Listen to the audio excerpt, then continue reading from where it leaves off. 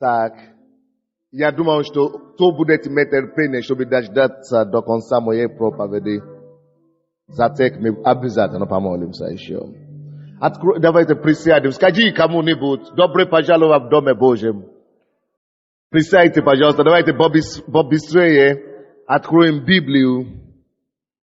Вторая книга Паралипоменон. Вторая книга Паралипоменон. Вторая книга Паралипоменон. Вы нашли? Я проповедую на очень интересной теме. Вы знаете, как я назвал эту проповедь сегодня? Я назвал ее Божья засада. Господня засада. Засада, хорошее слово, да? Во время войны. Yes. Божья засада. Вторая книга Паралипоменон, это в Ветхом Завете. Это из жизни израильского народа. Я еще раз напоминаю, всякий раз, когда мы читаем об истории Израиля в Библии, в Ветхом Завете, очень многие люди приходят в церковь, они раздраженные такие. Почему мы о евреях считаем? Мы об евреях считаем. Я не люблю евреев. Успокойся, это Божий народ. И это есть народ, первоизбранный Богом. Именно еврейского народа Бог избрал, чтобы служить нам примером, как Бог будет спасать весь мир. И как Бог будет относиться к своему народу в Новом Завете. Мы сейчас уже живем в поколении Нового Завета, поэтому мы любим евреев, мы сами евреи. Через кровь Иисуса. Аминь. Поэтому мы будем читать истории из жизни еврейского народа. Кто-нибудь, кто может быстро читать по-русски, подойдите сюда, помогите мне, чтобы я не затянул это дело. Вторая Паралипоменон, 20 глава, 12 стиха по 25 стихи. Кто-то скажет, мне знакома эта история.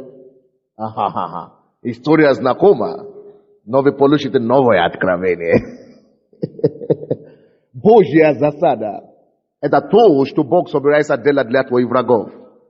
Братья и сестры, если твоя засада – это болезнь, и не важно, как она называется, рак, полиартрит, опухоль, злокачественное или доброкачественное, бесплодие, бизнес разваливается, или бандиты гонят за вами, не важно как, или горло у вас что-то там болит. Слушайте себя. Всякое, что приносит тебе слезы, это твоя горе. Если болезнь заставляет тебя плакать и быть несчастливым, это твоя горе, это твой враг. Если эта проблема с твоим ребенком заставляет тебя плакать, дочка не слушается, или сын колется, или муж пьет, это твоя проблема. Это есть конкретная проблема. Это есть твой враг. Любой ситуации, жизненные обстоятельства, которые угнетают тебя, которые тебе не дает мир, это твой враг. И Бог говорит, Иисус говорит в Евангелии от Иоанна 10:10, что дьявол только приносит неприятности людям. Конечно, есть все неприятности, которые дьявол устраивает нам. Со времени, если мы служим Богу, или мы молимся, и кто-то молится за нас, Бог говорит, что Он знает, чтобы мы не беспокоились. Было нормально с микрофоном. То есть, чтобы мы не беспокоились, Бог знает, как превратить всякое отрицательное, всякое неблагополучное ситуации, положение, Бог знает, как превратить это на пользу нам. Все содействует, вообще, заметьте себя это, все содействует ко благу для христиан, для верующих, которые ищут Бога, которые поклоняются Господу. Господь воспользует все обстоятельства, чтобы сработало к благу для тебя. Это к Римлянам 8:28. Все, кто любит Бога и призван по Его изволению, тому все будет содействовать. Напали на вас, на тебя, на твою квартиру, Бог превратит это в благо. У тебя сын кололся, Бог тебя превратит это в благо. Муж ушел от тебя, Бог превратит это в благо. Что еще бывает? Жена пила, Бог превратит это в благо. Это для христиан, для тех, кто любит Бога и кто призван к Его изволению. Так что у нас есть враги. Каждый день у нас есть враг. У нас есть враг в лице греха. Грех хочет уничтожить нас. У нас есть враг в лице зла, который оккупирует этот мир. Зло входит в каждый дом, каждое общество. Зло — это борьба. Каждый день идет борьба между злом и добром, между светом и тьмой. Зло — это наш враг. Тьма — это наш враг. Все, что мучит и разрушает человека, это наш враг. Вот почему Иисус говорит в Евангелии от Иоанна 10:10, что это только дьявол приносит такие вещи. Дьявол приходит, чтобы украсть, чтобы убить и чтобы погубить. Он говорит, я не дьявол, я Бог, но Иисус, я, наоборот, прихожу, чтобы вы имели жизнь и имели ее с избытком. Это значит, следовательно, все, что мешает тебе жить, все, что тебе мешает иметь не просто жизнь, еле-еле какую, но все то, что мешает твоей жизни быть жизнь изобилующей избытком. Видите, что Бог говорит, что Иисус говорит? Он говорит, я пришел, чтобы вы имели не просто жизнь. Кто-то думает, верующие должны быть бедные, черные. Черных платка, имею в виду. Немощные, стеснительные, закомплексованные. Я верующий, не смотри сюда. Но. Иисус говорит, я пришел, чтобы вы, верующие в меня, могли иметь жизнь. И причем иметь эту жизнь так, чтобы она изобиловалась. Жизнь с избытком. Поэтому все, что мешает тебе иметь жизнь с избытком, это твой враг. И это враг Иисуса, это враг Бога.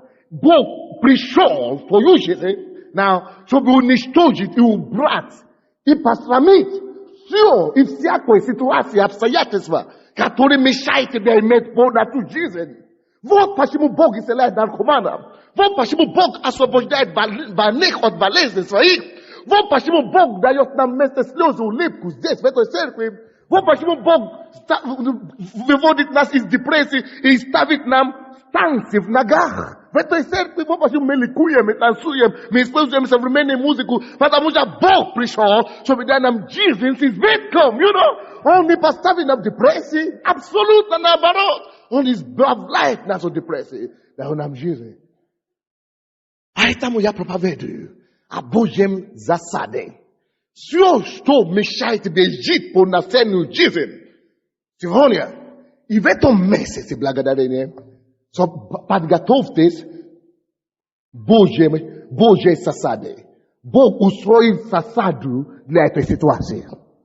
Бог устроит засаду для твоей проблемы. Бог устроит засаду твоему врагу во имя Иисуса. Хорошо. Вы поняли? Скажите это кому-то рядом с вами, что Бог устроит засаду твоей проблемы. Yes. Теперь давайте будем считать. Как Бог собирается это сделать? Как Бог собирается это сделать? Пастор Сандей, ты не знаешь, какая у меня проблема. Если бы ты знал. А мне не надо знать, между прочим. Но как Бог собирается это сделать? Давайте послушаем историю о народе Израиля. Как Бог устроил засаду для их врагов. Когда это было абсолютно немыслимо, чтобы они освободились от этой проблемы. Когда эта проблема для них была нерешимая проблема. Слушай, если у тебя есть нерешимая проблема, это как раз. То, что Богу надо.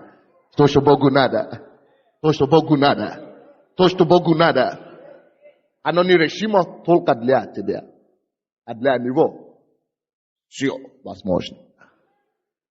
И он это сделал для детей Израилевых. Он устроил засаду для их врагов.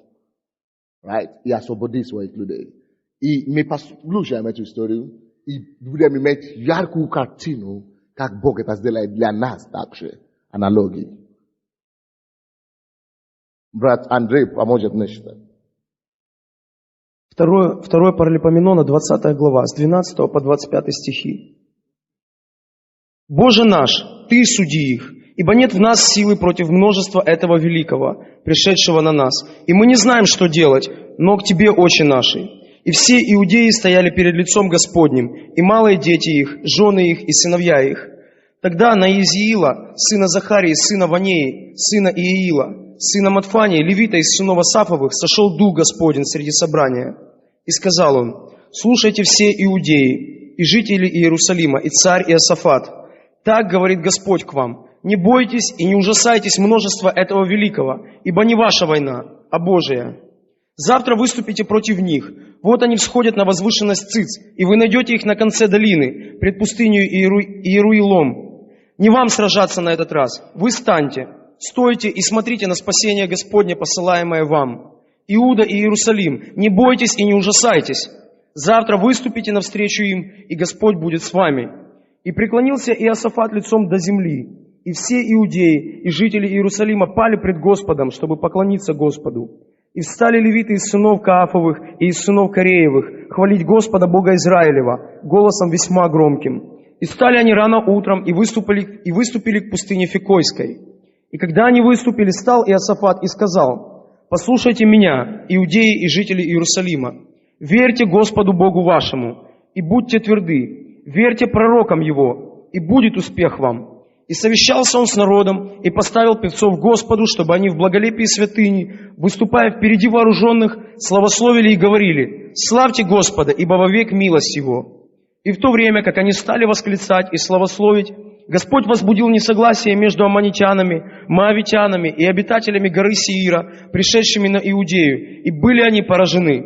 Ибо восстали аммонитяне и моавитяне на обитателей горы Сеира, побивая и истребляя их. А когда покончили с жителями горы Сеира, тогда стали истреблять друг друга. И когда иудеи пришли на возвышенность к пустыне и взглянули на то многолюдство, и вот, трупы, лежащие на земле, и нет уцелевшего. И пришел Иосафат и народ его забирать добычу.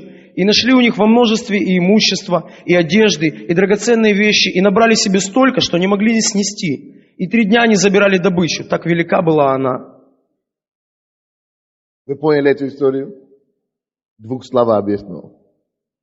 5 государств напало на Израиль. Вообще-то это постоянно, до сих пор. Помните, 6-дневная или 7-дневная война, как было? В 1967 году. Сколько дней? 6-дневная, по-моему. 7-дневная. 7-дневная война, можно это помнить. Наверное, там было больше 500. Но тут 5 государств напало на Израиль. Это Божий народ, не ошибайтесь. Я вам говорю, если вы хотите с кем-то драться или спорить, лучше не с евреем. И не с верующим, потому что мы тоже евреи, через линию Иисуса. Аминь. Но о чем мы говорим? О том, что этот народ избранный. Но эти люди говорили, какой избранный? У них всего лишь 30 тысяч войска. Примерно. А у нас 5 государств. 700 тысяч войска. А у них 30 тысяч. Это сколько раз больше? 10 раз, как минимум, больше. 12 раз. 12 раз численно больше. Или, наверное, еще больше. 23 раза больше войска их. Это живая сила. Только 30 тысяч у Израиля. Там 700 тысяч. И они думали, мы просто налетим и так далее. И действительно, если физически это действительно так. Но там был, в Израиле тогда, над Иудеем, стоял божественный царь такой. То есть богобоязненный царь, Иосафат. Он любил Бога. Это один из моих героев в Библии. Он богобоязненный царь был в Израиле. Конечно, мы знаем, что самый лучший царем в Израиле, самый лучший царь в Израиле был Давид. Так, это понятно. Но тут это тоже прогрессивный царем был. И когда напали на эту страну, на его страну, он был полное замешательство. Он не знал, что делать. И просто пошел перед Богом молитве и говорил, я объявляю пост. 3 дня никто не должен кушать, никто не должен пить. Представляете себе? И дети, и женщины, и все собрал в центр города. И говорит, что давайте будем искать лица Бога. И они начали молиться, искать лица Господа. Господи, мы же твой народ. Ты избавил нас, у нас нету силы, чтобы идти против этого великого народа. Но ты же вывел нас, освободил нас из Египта, не для того, чтобы эти потом побили нас. И посмотрите на его молитву здесь, 12 стиха, 20 глава. 12 стих, он говорит, Боже наш, ты суди же их, суди наших врагов. Ибо нет в нас силы против множества этого великого. Нет у нас силы против этого множества великого, пришедшего на нас. И мы не знаем, что делать. Но к тебе, очи наши. Всякий раз, когда ты оказываешься в таких замешательствах, очень просто найти ответ, потому что ты не один, как верующий человек. Пример с израильским народом — это наш пример.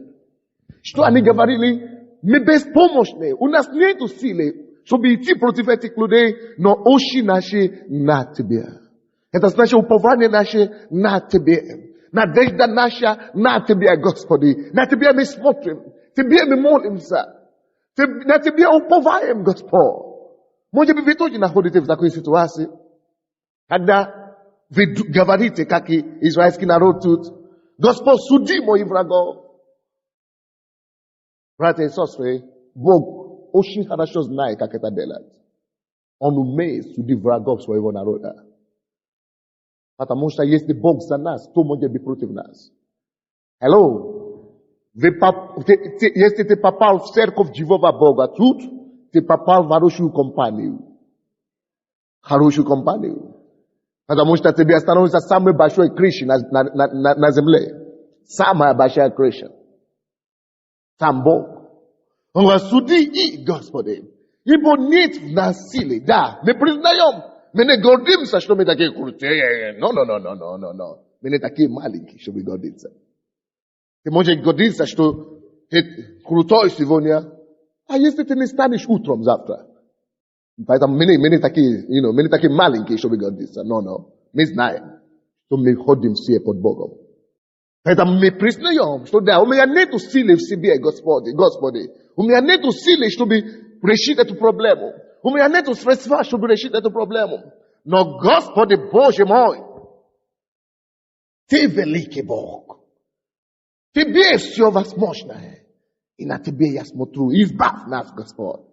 И написано 13 стих. И все иудеи стояли перед лицом Господним. И малые дети их, жены их и сыновья их. Они молились и постились. И вдруг, что вы думаете? Бог дает слово пророчества. Дух Божий сходит на одного, просто маленького, молодого парня, 20 с чем-то. И Дух Святой просто пришел на него могущественно. И он начал пророчествовать. О, так говорит Господь. Не вы будете бороться на этот раз. Я пойду перед вами. Эта битва будет не вашей битвой, но моей битвой. Не смущайтесь, мой народ. Иосафат, раб мой, не бойся. Это я пойду перед вами. И я дам, и одежу для вас великую победу. И он начал так говорить. Слушайте, все время Бог Израилев, Бог Иегова, Бог живого Бога, Бог Элохим, который есть, я есть, кто я есть. Чей это ребенок? Дети не ходят, где группа порядка. Бог живой, вы слушаете меня? Всегда есть сверхъестественный Бог. Он всегда есть сверхъестественный Бог. Бог всегда действует сверхъестественными образами. Если бы кто-то был там душевный человек, он бы сказал, что он говорит? Какой-то ерунда выдумывает. Что он говорит? Сколько людей против нас? Мы же ничего не можем делать. Какое пророчество? Нет. Пророчество – это реальность. В Божьем доме. Это должно быть в каждом доме. Когда все закрыто, когда нету дороги, когда нету что делать, когда нету выхода, Бог дает пророческие глаза, чтобы видеть невидимый мир, чтобы смотреть на будущее, далекое будущее, чтобы принести с неба волю Божью на землю, чтобы сказать тебе то, что не видно, но то, что Бог уже творит. Слушайте, братья и сестры. Каждый день Бог ведет битву, войну за нас, Таком большом количестве, что мы даже себя не представляем. Если бы вы знали, сколько Бог делает ради вас, чтобы защищать вас, вашу семью, ваших родственников, вы бы гакнули, вы бы плакали от счастья, вы бы плакали от радости, от благодарности. Допустим, почему вы не попали в автомобильную катастрофу, пока вы ехали сюда? Вы думали, потому что вы хорошо управляли рулем? Но, потому что Бог не допустил. Или что вы думаете? Кто-то сегодня обязательно попал в больницу. Почему это не вы? Потому что вы умнее? Абсолютно нет, Кто-то лег спать вчера, который не хуже вас, умнее вас, богаче вас, занимает больше положения, чем вас. Лег спать вчера и не встал сегодня утром. Парализован, инсульт, инфаркт или умер вообще. Почему это не те? Потому что Бог контролирует. Потому что Бог ведет за нас такие защиты, такие борьбы, такие войны, нашу защиту, о которой мы даже не подозреваем. Бог есть сверхъестественный Бог. И тут Бог сверхъестественно открывает его план. Этому ребенку, этому мальчику, чтобы он рассказал людям то, что Бог делает в духовном мире. В духовном мире Бог приготавливал засаду. И я, как этот мальчик сегодня пришел. Я, как этот пророк Божий, пришел к вам. И хочу заявить вам слова от Господа. Чтобы вас не беспокоило, чтобы вас не мучило, чтобы вас не испугало, чтобы вас не напугало, что это, которое больше вас, что это за обстоятельства, которые вы боитесь, что это, за что вы переживали до дней. Ха-ха-ха, махасуко, махала мукоси китая, махала мукосинте, шая. Ибо есть Бог на небе. Now, Бог, который создал тебя, когда ты его еще не знал. Бог, который полюбил тебя, когда ты бежал от него. Бог, который сострадал тебе, когда ты был полный твоим путем. Этот Бог всегда думал и заботился о тебе. Этот Бог всегда искал как лучше, того, что лучше для тебя. И Он на месте, на этот раз, чтобы избавить тебя. Вот почему Он вас привел в эту церковь сегодня. Чтобы вы слышали голос Его. Проповедь, это не выдумка или рассказ, художественный рассказ, или, или какие-то демагогические речи. No! Это слово Бога, которое Он вкладывает в сердце своих слуг, чтобы они возвещали Его волю, Его народу. Но это не случайно, что в Киеве сегодня миллионы людей. Почему именно вас Он привел сюда сегодня? Потому что вы должны слушать Его слово. Он имеет что-то для вас.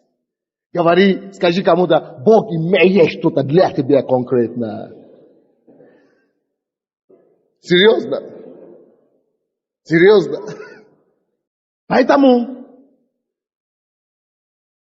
из миллионов в Киеве сегодня именно тебе Он привел. Ты должен это слышать. Ты должен это слышать. Чего далеко идти? В Киеве минимум 8 тысяч человек, которые посещают нашу церковь. Но только ты здесь оказался сегодня. Yes. Yes. Yes. Это слово для тебя. Когда Бог хочет менять обстоятельства. Now, и Он видит, что мой народ об этом не знает. Мой народ все еще плачет. Мой народ все еще постится, не кушает. Мой народ все еще составляет детей, не кушает. Целые 3 дня на площади стоят. Но они не знают, что я вижу. Они не знают, что я планирую делать. Они не знают, какую засаду я готовлю ради них и против их врагов. Тогда Он поднимает человека, который имеет ухо духовное, чтобы слышать. Который имеет сердце, чтобы принимать. И который имеет око Божье, чтобы видеть то, что Бог творит. И наполняет его духом его святым, чтобы тот проговорил его волю. Now, это то, что было в этой ситуации. И этот человек, молодой человек, сын пророка, встал и начал говорить: нет, не будет то, что они задумали. Нет, они не убьют нас. Наша нация устоит. О, это не наша война. Это Божья война. Бог спасет нас. Бог избавит нас. Аллилуйя. Да. Бог избавит нас. И он пророчествовал. И он это сказал. Вот что Бог будет делать. И что Бог сказал в этом пророчестве? Он сказал им: идите на войну. Перестаньте поститься. Перестаньте не кушать. Начните кушать. И идите на фронт. Но на этот раз вам не придется идти на фронт, как обычно. И посмотрим, что он говорит. Что он сказал тут. 22. Так, сначала 17 стих. Не вам сражаться на этот раз. Вы станьте. Стойте. И смотрите на спасение Господне. На, братья и сестры, слушай. На эту проблему, которая тебя беспокоит, Бог отвечает. Ты стоишь, стой в Боге. Стой в вере. Ибо не тебе решать этот вопрос, Бог решит его. Стань и стой в вере. Что такое стань и стой? Это значит, я уверен, что Бог мне поможет. Это не в моей силе, это делать, но есть Бог на небе. Тот, который создал меня. Тот, который спас меня. Тот, который отдал свою жизнь за меня. Он со мной, он не покинул меня. Он любит меня. Если он отдал самого дорогого жизнь свою за меня, неужели он не решит это? Я верю в нем, он не подведет, он спасет. И когда это то, что значит стань и стой. Веры. И тогда эта вера высвобождает не наши действия, а Божье действие. Это мы провокируем Бога на действие. Это как провокацию Божью. Мы даем Богу вызов, и Он реагирует, чтобы спасать. И это то, что Он говорит: встаньте, стойте, ибо не вам сражаться, Бог будет сражаться за вас. И посмотрите на спасение Господне, посылаемое вам. Иуда и Иерусалим, не бойтесь и не ужасайтесь. Завтра выступите навстречу им, и Господь будет с вами. Идите, выступите навстречу. И сегодня, братья, мы будем выступать навстречу. Не только сегодня, в этом месяце. И вообще, когда вы придете домой, любое время, я хочу, чтобы вы просто делали то, что Бог скажет вам сегодня. И выступать навстречу. Просто выступать навстречу против своих врагов, против своих проблем. Как это сделать? Как это сделать? Дальше. 20 стих. И встали они рано утром и выступили в пустыне Фекоийской. И когда они выступили, стал Иосафат и сказал: послушайте меня, иудеи и жители Иерусалима. Верьте Господу, Богу вашему. Отметьте себе это: верьте Господу Богу вашему. Братья и сестры, не важно, что люди тебе говорили до сих пор. Бог говорит тебе другое. Пожалуйста, верь Господу, Слову Господу Богу твоему. Не важно, что врачи сказали о твоей ситуации, о твоем родственнике, о твоем здоровье, о здоровье членов твоей семьи. Братья и сестры, верьте Господу Богу вашему. Вера в Бога меняет всякую ситуацию и обстоятельства. Бог в состоянии перевернуть все на твою пользу. Верьте Господу Богу вашему. Не важно, что бывший муж говорил.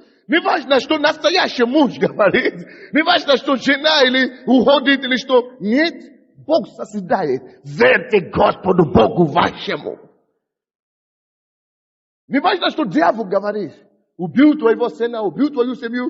Верьте Господу Богу вашему. Будет так, как Бог хочет. Будет так, как Господь заповедовал. Ключ к этому. Ты должен стать верой. Ты должен верить Богу. Ты должен это принимать верой. И говорить им, пожалуйста, я прошу вас, верьте Господу Богу вашему. И будьте тверды, станьте в этом, будьте тверды, не поколебайтесь. Сегодня верю, завтра не верю, сегодня верю, завтра не знаю, растерялся, верю. Не, станьте тверды. Будьте тверды. Верьте пророкам его, и будет успех вам. Слушайте, верьте пророкам Бога, и будет успех вам. Слишком многие из нас, мы любим воспринимать людей как людей. Все мы равны. Я у тебя не на работу.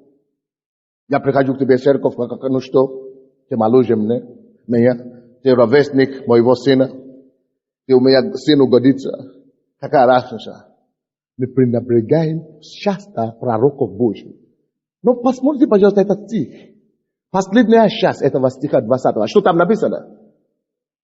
Что? Громче еще. Верьте пророкам Божьим, и будет успех вам. Алло, слушайте сюда. Успех во многом не приходит в жизни людей без того, что они верят тому пророку, который Господь поставил среди них. Не пренебрегайте Божий слуг. Не пренебрегайте Божьи служителей. Я вам одно скажу. Если ты хочешь когда-нибудь получить какое-то благословение от любого человека, кто выше тебя, если давайте возьмем духовно, если он духовно выше тебя, и ты хочешь получить какое-то благословение через него, не допущено, нельзя даже мысли отрицательные, тем более сплетни, тем более ропот о нем вообще допускать нельзя. Вообще допускать нельзя. Если об этом человеке будут говорить, убегай оттуда. Потому что ропот и сомнение, как ты можешь сомневаться в человеке и верить одновременно. А если ты не поверишь в него, не будет тебе успех. Если ты еще, знаете, если он что-то делает плохо, написано, что он не твой раб, он мой раб. Пускай его господин судит его. Это не речь не идет обо мне только. В домашней группе пастор, районные пасторы или региональные пасторы, координаторы. Ты хочешь получить что-нибудь от человека. Это духовный принцип, что я использую. Я вижу бенефиты. Не все мне нравится, может быть, то, что он делает. Но, мошу. Не могу жаловаться. Не могу роптать. Потому что, во-первых, две вещи опасны. Во-первых, ты можешь никогда не подняться до его уровня. Потому что он выше тебя духовно. Во-вторых, если ты уже позволишь мысли отрицательные или слова отрицательные о нем выйти из свой уст, пока ты не вычеркнешь это и начнет верить его слепо, это то, что Бог требует. Ты просто сблокировал твои благословения. Вот почему всегда пророки и Божьи служители всегда пашоты. В Божьем народе всегда пашоты. А многие из нас мы любим обсуждать всех. Обсуждать того. Вот почему дети Израилевы погибли в пустыне. Потому что они так и обсудили Моисея. Моисей, что ты такой?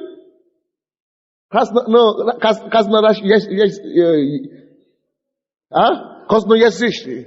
Ты такой, ты не хуже нас. Бог, почему ты только через него говоришь? Мы что, хуже него или что ли? И Бог тут весь свободы проказа. Все, поражено. Поражена была. Нельзя. Значит, не доходим до проказы теперь. Даже не будем говорить о проказе, не будем говорить о земле, которая открылась. Но если ты хочешь быть успешным, пока ты допускаешь мысли, вообще нельзя, просто сделай это для тебя закон. Никогда я не обсуждаю его. Это он Божий раб, пускай Бог с ним разбирает, но не я. Я буду посчитать, буду уважать, буду поклонять, буду посчитать его, буду уважать его и буду получать от него Божье благословение для меня. Если Бог его поставил там, все жалобы к Богу, не ко мне. Аминь? Это на всякий случай. Он говорит, верьте Богу, и будете тверды, и у вас будет, вы будете тверды. И это с одной стороны. И верьте Божьим пророкам, и будет вам что? Успех. До того, как Бог дал им победу, им надо было верить Богу, доверяться Божьему пророку и верить Ему, и тогда будет успех. И что дальше? Это начало Божьего плана. Второй план Божий, чтобы получить засаду на врагов ваших, 21 стих. И совершался он с народом, и поставил, вот, стратегия Божья теперь, поставил певцев Господу, чтобы они благолепи святыни, выступая впереди вооруженных, славословили, говорили, славьте Господа, ибо вовек было его. Слушайте внимательно. Обычно в израильском войске, армии, всегда есть музыкальная группа. То есть, как это? Бенд. Музыкальное прославление, группа. Оркестр всегда есть. Всегда есть оркестр. Но каждый раз оркестр должен только сопровождать войска, сзади играть. Или перед отправлением на фронт. Вот, может быть, вы знаете, это тоже есть в современных, между прочим, в современных армиях, это тоже есть, вы знаете, да? Не думайте, что это советские коммунисты это передумали. Нет, это было в Библии до них. Там 6000 лет. Вы слушаете меня? Эта стратегия была 6000 лет в Библии. Коммунисты только 70 лет назад. Они откуда украли. Так что это не только коммунисты, и американцы все взяли отсюда. Потому что эта книга древняя всех. Вот. Бог всегда так отправлял своих людей на войска, на фронт. Но, слушайте меня, но на этот раз, Бог поменял всю стратегию. Он говорит, верьте мне, верьте вашему пророку, и теперь, потому что если они не поверят пророк им скажет, они скажут, ты, наверное, уже больной. Поэтому, когда они уже поверили, пророк говорит им, выставьте оркестр, певцев, музыкантов, выставьте их не сзади армии, как обычно, а выставьте их впереди армии, и пускай эта оркестра выступает перед армией, и вместе с их руководством вы идите на фронт, выступайте против врагов. Они будут идти впереди, а война вооруженных войска будут идти сзади вас. А вы идите впереди, музыканты. Пускай музыканты танцуют и поют, а армия сзади. Действительно, надо было довериться пророку. А то можно было сказать, что он помешался. Но это Божья стратегия. Что Бог этим хочет подчеркнуть там?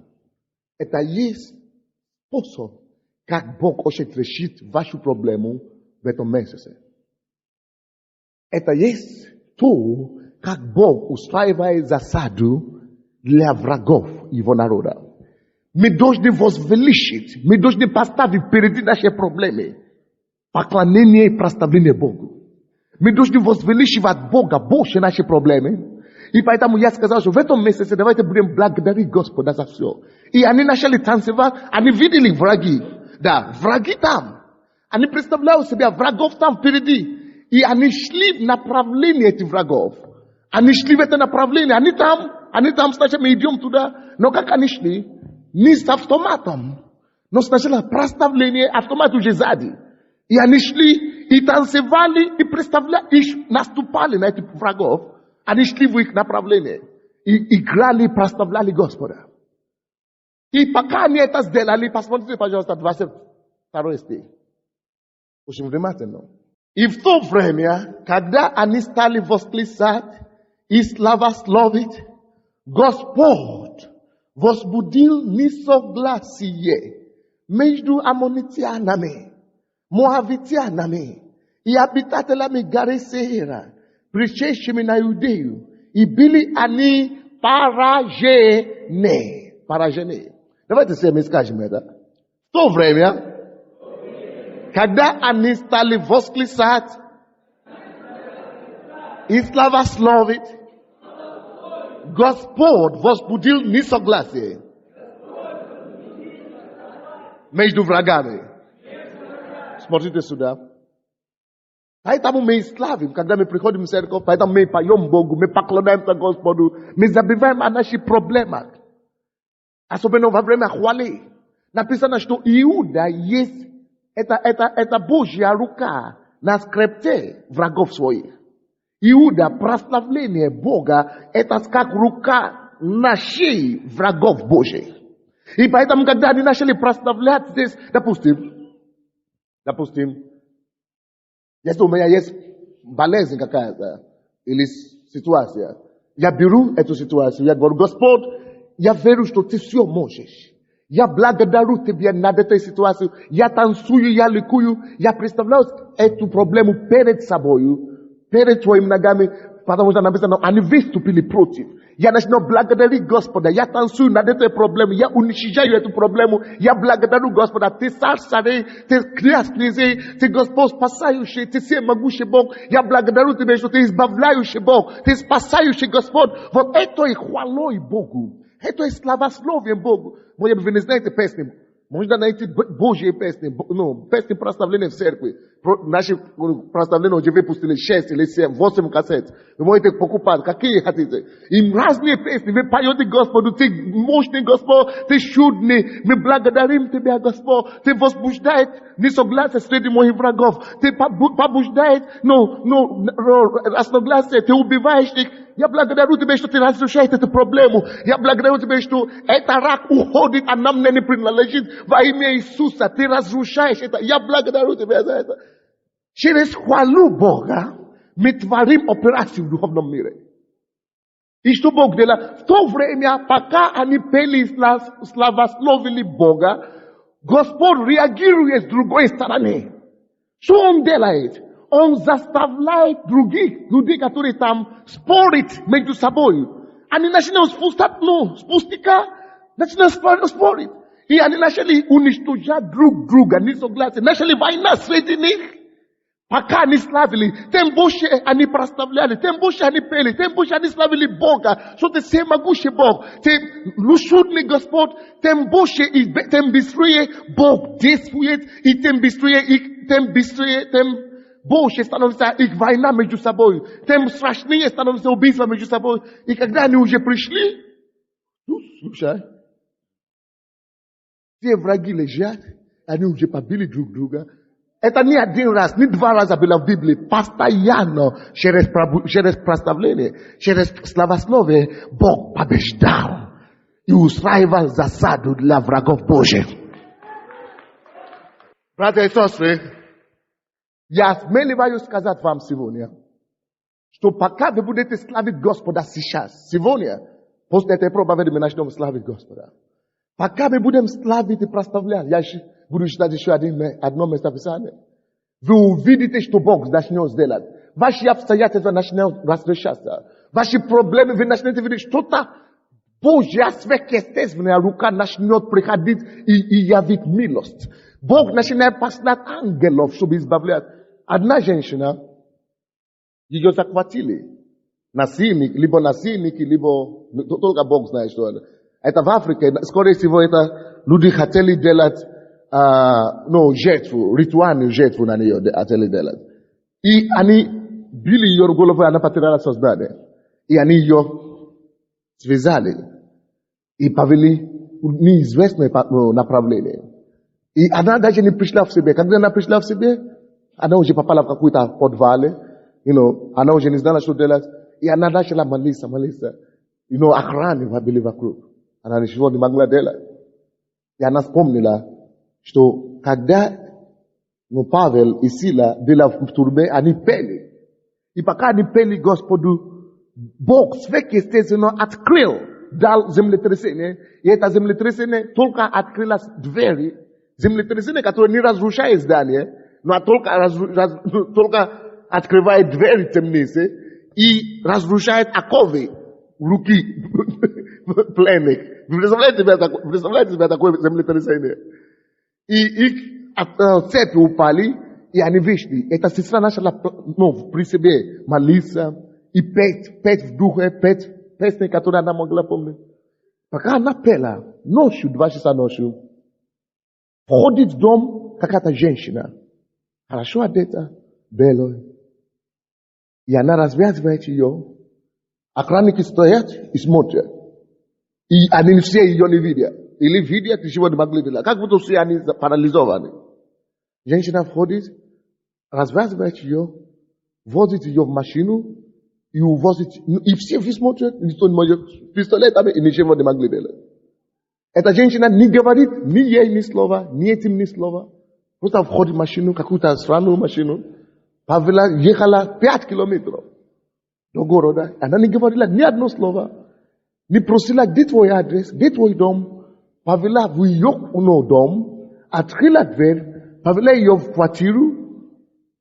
Когда тот отела и звонит в квартиру, она пустилась, исчезла. Я абсолютно убежден, что это был ангел Божий. Потому что она славила. Потому что она славила. Она начала славить. Она начала славить. Она начала славить. И Бог сделал такое чудо. Помните историю Иоанна?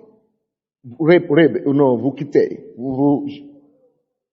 Иоанна в Китае.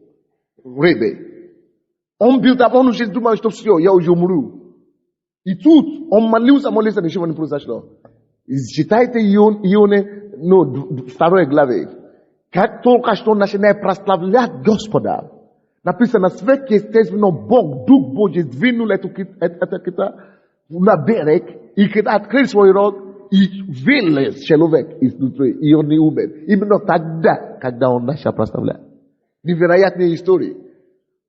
Однажды мы прославляли Господа, женщину привели сюда, мужчина привели сюда, он не мог ходить, 4 человека привели его. Мы начали говорить, давайте будем прославлять Господа. Я начал говорить, как я говорю. Уже 2 раза было, один мужчина, одна женщина.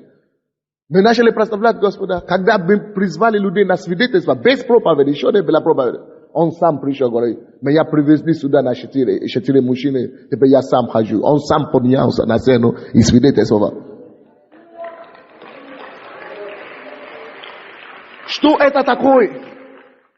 Сила, которая приходит, когда мы возвеличиваем Бога над нашей проблемой. Когда мы забываем о нашей проблеме, мы прославляем Бога, мы говорим, ты есть все равно Бог. Ты есть Бог над этой ситуацией. Ты есть Бог над этой положением. Ты есть Бог над этой моей проблемой. Ты есть Бог над этим раком. Ты есть Бог над этой ситуацией. Я благодарю Тебя, Господь. Ты мой Бог, Ты мой избавитель, Ты мой спасающий Бог. Я славлю Тебя, я буду превозносить Твое святое имя. Мы танцуем и ликуем. Вы знаете, в это время написано Бог идиот. Ангелами или Духом Святым. Мы не знаем, как он это делает. Но Бог реагирует. Бог реагирует. Эти люди шли на фронт. Только пели. Аллилуйя, аллилуйя. Ну, как вы пели сегодня? Как ла-ла-ла-ла, ла-ла-ла-ла. Что за песня? Напомните мне слова, ну. Еврейскую песню, которую пели сегодня, видишь, совсем уже. Во-во, молодцы, эти уже. Ликуй, да Сиона.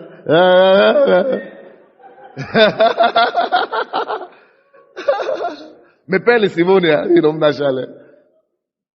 Ipaka ni payuto, le la. Tam. Anini dumali, što budet. Anini znali što maglabe. No veta vremia bog potveš dajet. Što ve da, slafte. Yes, yo is your bog. Ja vam eta dakaju. I on pashol. I ustроил засаду для врагов Божьих. Алло? Слушайте, братья и сестры. Бог это серьезно. Бог это серьезно. Бог это не шутка. Бог это всерьез. Бог это всерьез. Бог это серьезно. Бог это серьезно. Допустим, мы пели сегодня последняя песня. Я тоже не знал эту песню, потому что это новая песня, а не сегодня только пели. Но даже если ты не знаешь слова песни, я вообще не знал слова все песни. Я только как-то, но я наслаждаюсь, знаете. Даже если вы не знаете слова песни, просто будьте благоговейны перед Богом. Своими словами скажите ему спасибо. Я доверяю тебе. Ты сделаешь что-нибудь. Ты Бог, ты больше этого всего. Посмотрим, как Бог это делает. Исайя 42 главы, и мы закончим. Потому что что-то произойдет сегодня. Бог среагирует местью. Я говорю, Бог среагирует местью. Бог среагирует местью на своих врагов. Бог среагирует местью на твоих врагов. Бог сейчас мне показывает. Бог мне сейчас показал спину одного человека. Середине спины. Такое впечатление, что у вас спина либо выбита, либо гниет, либо грыжа там, либо что-то такое серьезное положение на спине.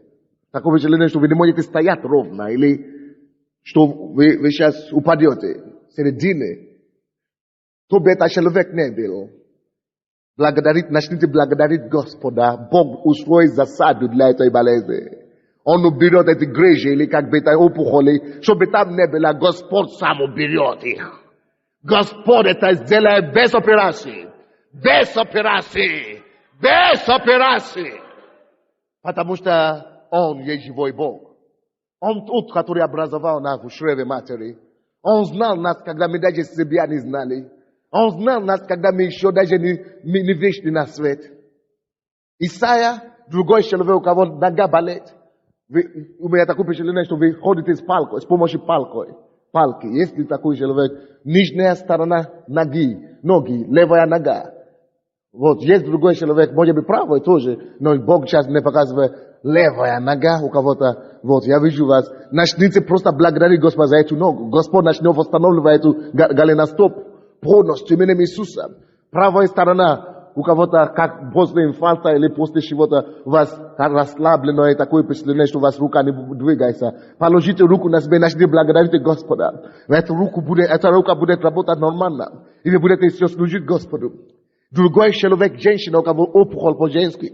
Начните благодарить Господа прямо сейчас. Господь уже ставит засаду на вашу проблему. Господь уже ставит засаду на вашу проблему. Потому что когда откровение приходит, подтверждение приходит. Свет приходит. Давайте посмотрим Исайя 42. Исайя 42. 10 по 17 стихи. Пойте Господу новую песню. Видите, Бог повелевает нам. Пойте. Не просто какие-то старые песни. Аллилуйя, Бог. Нет, новые песни. Современные песни, значит. Так что читай Библию. Не скажи, что это Сандей придумал это. Нет. Сандей не придумал. Бог сказал. Пой новую песню. 10 стиха. Пойте Господу новую песню. Хвала Ему от концов земли. Вы, плавающие по морю, и все, наполняющие его, острова и живущие на них, все, и острова, и живущие на них, и плачущие по морю. 11 стих. Да возвесит голос пустыня, и города ее, селения, где обитает кидр, да торжествуют живущие на скалах, да возглашают вершин гор. А где бы вы ни жили, в городе, в село, в деревне, на площади, где бы вы ни жили, да воздадут Господу славу. И хвала его, да возвестят на островах. Повсюду хвалите Господа, потому что есть некоторые из вас, которые здесь хвалят Господа, а на работе стесняются. Стыдно. Стесняешься. Кого ты стесняешься? Кого? Бог, который создал всех. Перед кем ты стесняешься ему? Перед его же творением. Ну, ты очень умный. Очень умный. Короче, Бог говорит, что повсюду рассказывай, прославляй Господа повсюду. Господь видит, и посмотрите на реакцию Бога. 10 по 12 стихи, Он повелевает нам, какие бы ситуациях ты бы ни находился, даже под землей, на море, пустыне, какие бы ситуации ты ни находился, хвали только Богу, пой только Богу, пой новую песню, прославляй Господа, где бы ты ни был, где бы ты ни скрылся, где бы ты ни жил. Если вы это делаете, 13 стиха мы видим Божью реакцию. Что Бог сделает? Давайте скажем, что Бог сделает?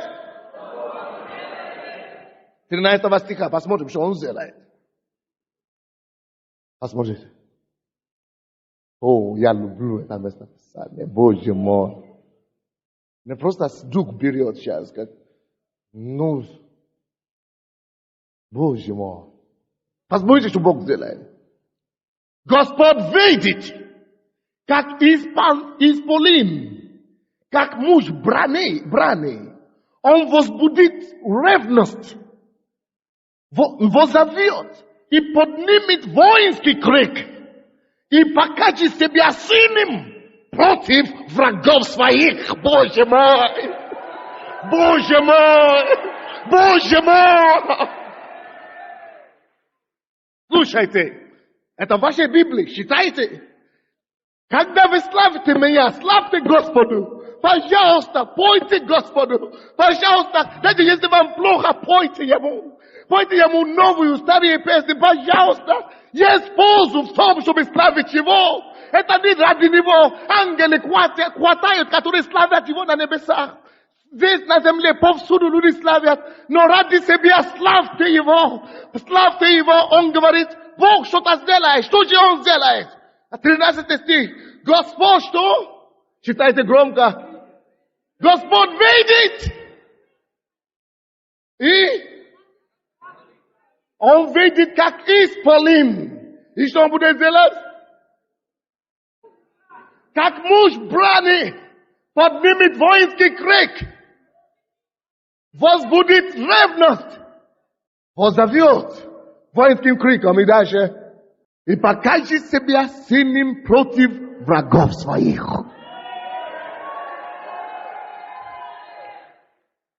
Что нам делать, чтобы Господь устроил засаду для моих врагов? Что мне сделать, чтобы я высвободил, чтобы Господь вышел вместо меня?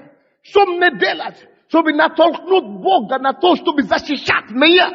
Что мне делать, чтобы превратить мою битву на Его битву? Что мне делать, чтобы превратить моих врагов на Его врагов?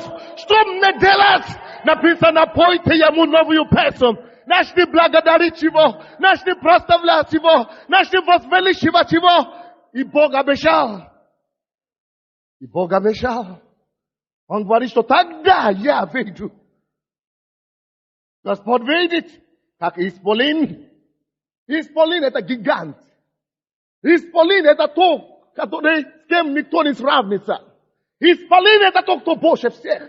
Исполин это тот, кто бьет всех. Твой Бог побьет всех твоих врагов. Твой Бог видит, как исполин против твоих врагов. И твои обстоятельства. Видит, как исполин, как муж брани. Возбудит ревность. Возовьет.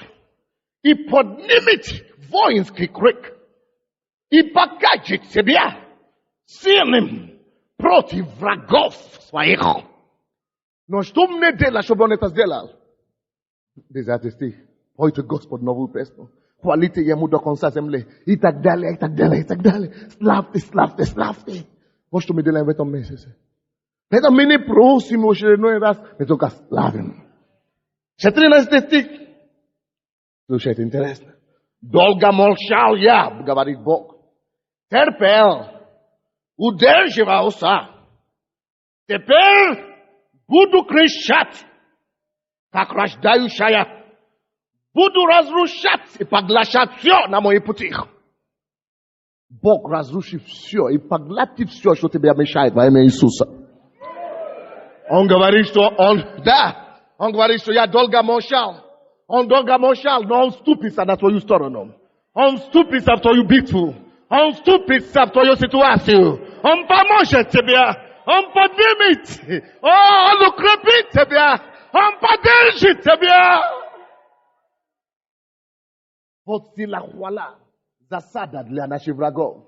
Засада для наших врагов. Засада для наших врагов. Засада. Все есть здесь. Все в Библии. Все написано. 15 стих. Опустошу горы и холмы, и всю траву их иссушу, если надо. И реки сделаю островами, если надо. И осушу озеро. Слушай, даже если Богу приходится осушить озеро, чтобы тебе помочь, он это сделает. Если Богу придется сдвинуть правительство, чтобы тебе помочь, он это сделает. Если Богу нужно, чтобы территории и были исчезли, чтобы тебе помочь, он это сделает. Я вам расскажу историю. Я приехал сюда учиться в 1986 году. Надо мной очень поругались, очень сильно.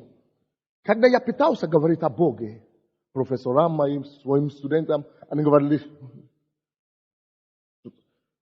ты с ума, ну, это самое, это ненормально, потому что я говорю об Иисусе. А я всегда говорил им, если я не знаю ничего в этом мире, то я знаю об одном, что есть Бог. Я успел его познать до того, как я покинул Африку. Я успел видеть его чудо в моей жизни. Поэтому даже если я ничего не знаю, даже если я самый глухой, самый глупый человек, то я знаю один. Есть живой Бог на небе, который помогал нам на земле и который стоит за своих детей. И однажды была подпольная церковь. Их назвали баптистами. Но они не баптисты, нормальные люди. Обозвали их разными именами. Ругали над ними, пренебрегали их, издевались над ними. И вдруг один брат начал пророчествовать. Потому что было так тяжело, мы все думали, что мы не закончим образование наше, что нас выгонят. И вдруг Дух Божий просто однажды сошел и говорит, не бойтесь, я прислал тебя сюда. Все уже уехали, только я остался. Я не знал, что для меня это. Я был только всего лишь 2 месяца в этой группе. Я привел тебя сюда. И чтобы посрамить перед тобой все эти народы. Я был в Беларуси, тогда он говорил, все народы Советского Союза. Я поставил тебя над ими. И они будут слушаться тебя. You know, послушайте, интересно. Он говорит, я открыть двери, никто не откроет. Я говорю, и никто не отменит. Он говорит, что эти, которые ты боишься, не бойся. Они еще будут слушать тебя. Это тогда выглядело как, вы знаете, как КПСС, это выглядит как сумасшествие какое-то. Я думал, что он говорит какие-то. Я говорю, что если это Бог, это сказал, он это сделает. Это невероятно. Now, если Богу нужно, чтобы исполнить свое слово, чтобы разрушить систему, он это разрушит. И я видел, как он разрушит систему, чтобы его слово могло проникать к народу. Не сомневайся в Богу. Просто, если ты даже не понимаешь, славь его. Даже если ты не видишь выход, благодари его. Живи жизнь хвали. В этой церкви мы видим Божьи чудеса каждый день. Сколько Божьей благодати мы видим. Одному нашему брату хотели убить его противники на работе и поставили мину на дорогу ему. А он не знал. Пошел на молитву с утра, молился хорошо. На работе у себя, он пошел в другое место, помолился, пел песни. А потом ехал на предприятие. И тут мина. Они поют и так далее. И вдруг дождь начал, сильный дождь начал. И такой дождь, что они не могли ехать туда. И мина все сверхъестественным образом разорвалась, пока дождь шло. И когда это закончилось, мина, это самое, они прошли, потому что время же там, они, определенное время должна была сорваться. И когда все потерялось сюда, они приехали и видели, уже не могла сорваться. Бог избавил своих людей. Я говорю, все, что надо для Бога, если Богу нужно, чтобы сдвинуть север, и чтобы север встретился с югом, ради тебя он это сделает. Если нужно будет, Бога, чтобы понять целую воинство небесное, чтобы тебя защищать, вау, Бог это сделает, Это о чем он здесь говорит. Славьте Господа. Господь станет как исполин. И будет выступать. И чтобы посрамить и уничтожить врагов своих. Поэтому он и говорит здесь. Что даже если горе нужно опустошить, он опустошит горе. Горе станет вниз, если чтобы тебя помочь. Если даже холме нужно, чтобы иссушиться, ради тебя, чтобы тебе помочь, он под ним опустошит холму и иссушит озеро, чтобы тебе помочь. Потрясающий Бог. Это 15 стих так говорит. И реки сделает островами и осушит озеро только ради тебя, чтобы одного тебя помочь. Почему? Потому что он, этот человек, хвалит меня. Этот человек живет ради меня. Этот человек возвеличивает мою славу. Этот человек мой человек. Этот человек уважает меня. Этот человек знает своего Создателя. Этот человек превозносит меня. Этот человек любит меня. Этот человек поставит меня прежде всего в своей жизни. Я сделал все. Осушу озеро. Истреблю горе. Только чтобы его одного спасти. Ты становишься известным и уважаемым на небе. Через хвалу. Через хвалу. Я говорю, ты становишься известным и уважаемым на небе. Через хвалу. Через хвалу. Известным и уважаемым через жизнь хвалы. Разные виды засады Бог начинает устраивать своим врагам. Сюрпризов со всех сторон. Давайте все, надо уже закончить. 16-17 стих. И поведу слепых дорогою, которую они не знают. Неизвестными путями будут вести их. Мрак сделаю светом перед ними. И кривые пути прямыми. Вот что я сделаю для них. И не оставлю их. Давайте мы скажем, Господь сказал, Он не оставит меня. И не оставлю их. Не оставлю их, говорит Бог.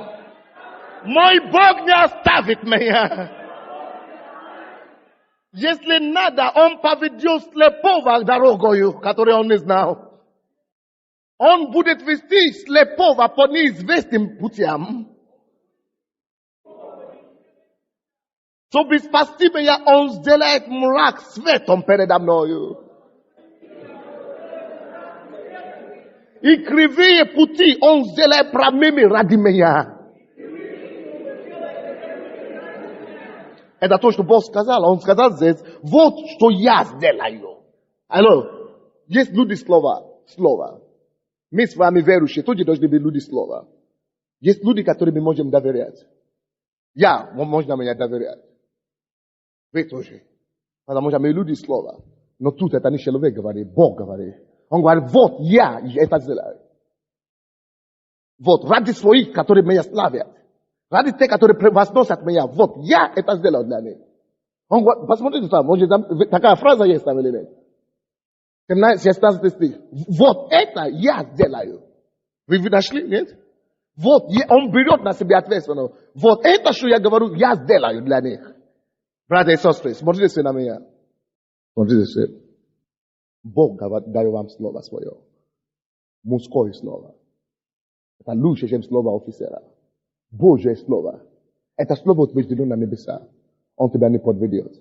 Абсолютно утвержденное слово. Абсолютно точно. Он говорит, вот это я сделал для них. Если я найду этих людей, которые будут славить меня, когда им плохо. Если я найду этих людей, которые поставят поставление впереди их армию, впереди их мощь, впереди их ума, впереди их мудрости, которые я буду возвеличивать. Вот то, что я говорил сегодня, я ради них это сделаю.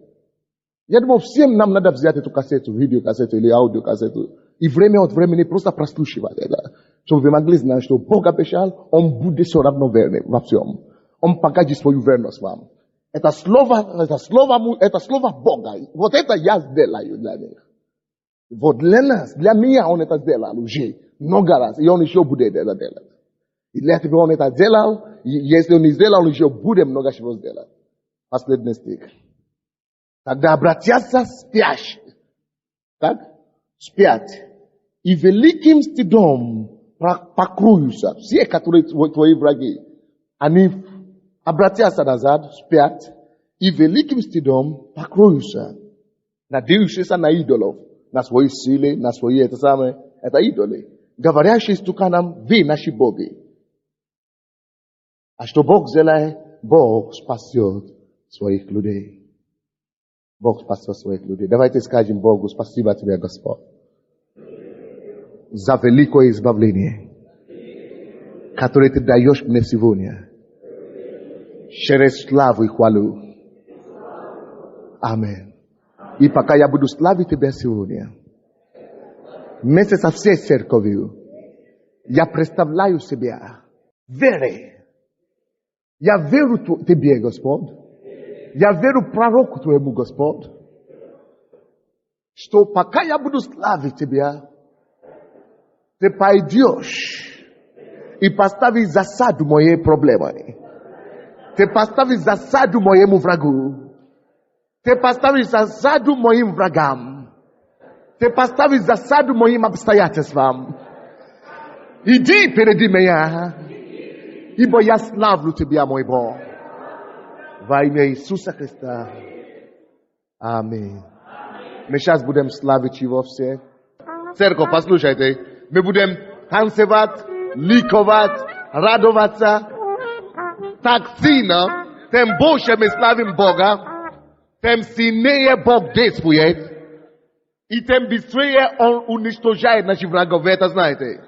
Поэтому 2 минуты мы будем славить.